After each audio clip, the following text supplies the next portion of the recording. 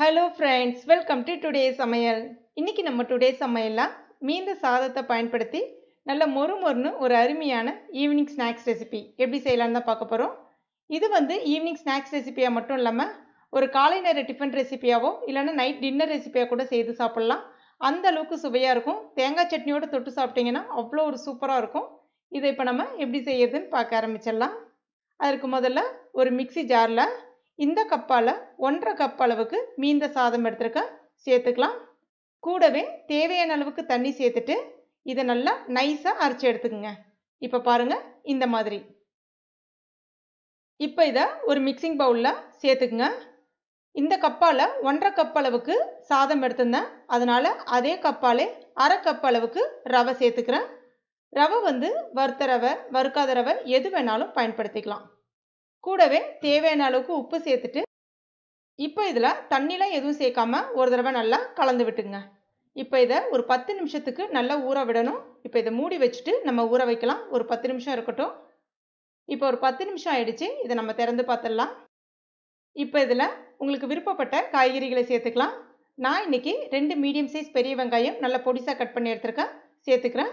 கூடவே 2 கேரட் பொடிசாக கட் பண்ணது, கொஞ்சமாக கொத்தமல்லி இலைகள், 1/2 டீஸ்பூன் சின்ன ஜீரகம், 1 ஸ்பூன் சில்லி ஃப்ளேக்ஸ் சேர்க்குறேன். அதாவது மிளகாய், காய்ந்த மிளகாய் இருக்கு இல்லையா, மிக்சியில் ஒரு தடவை துருக்கிட்டு சேர்த்துருக்கேன். இது இல்லைனாலும் பரவாயில்ல, 1/4 ஸ்பூன் அளவுக்கு மிளகாய் பொடி சேர்த்துக்குங்க, சரியாக இருக்கும்.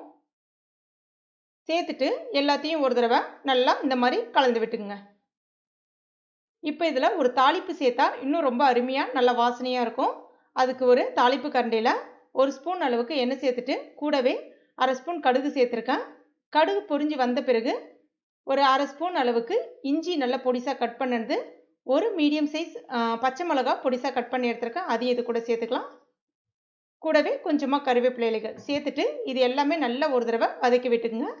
இப்போ இதை நம்ம ஏற்கனவே ரெடி பண்ணி வச்சுருக்கிறதெல்லாம் சேர்த்துடலாம்.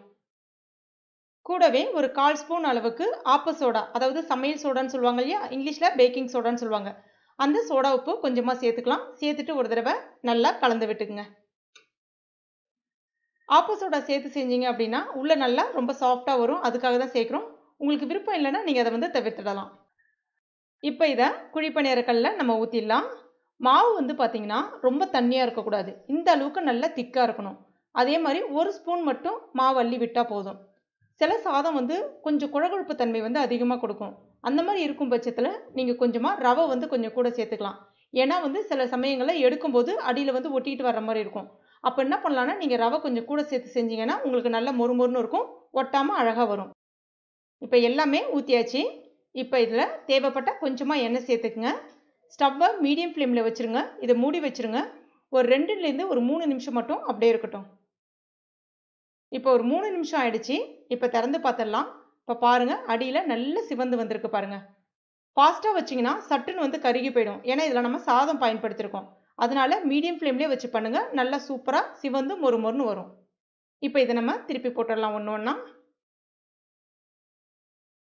இப்போ இது மறுபடியும் ஒரு 2 நிமிஷத்துக்கு அப்படியே இருக்கட்டும்.